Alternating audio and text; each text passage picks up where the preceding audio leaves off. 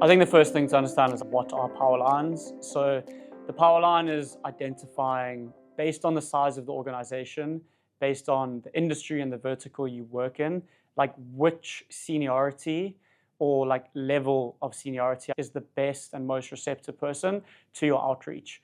So if we look at smaller companies, they might not have VPs or directors. It might very much just be like an owner, a founder. Whereas when we move up what we call the level of seniority into more like enterprise companies, you'll have C-suite executives, you'll have founders, owners, you'll have managers, you'll have VPs. So what you really need to work out is based on the vertical and size of organization you are targeting, like what is the best power line for you to target.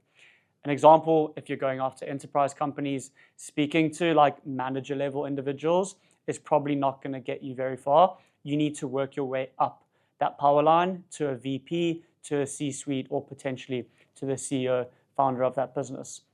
So I think it's important with power lines just to firstly identify who you should be targeting.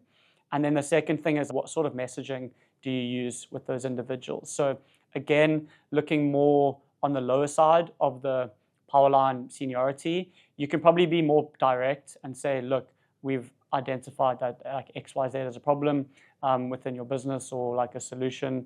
And then moving more towards the enterprise side of things, you might want to start lower down on the level of seniority, collect some information. And then when you do get in front of those VPs or C-suite executives, you want to almost regurgitate that information. They're not going to listen or have the time for long-winded explanations. You want to have some sort of concrete evidence or proof that you've spoken internally, and now you're just almost putting this information in front of them. So I think in terms of like where to target the power lines, that's completely up to you, your ICP, what product you sell.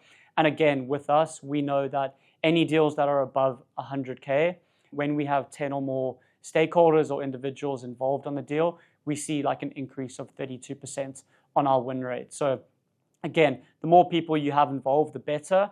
However, on the smaller side, you might not be able to involve 6 or 7 people. So you need to identify where on the power line is best for you to target. And then again, moving up in terms of size of the organization, your power line will shift, your messaging will shift, but ultimately you want to include as many people with the highest seniority as possible to really increase your chances of winning that deal.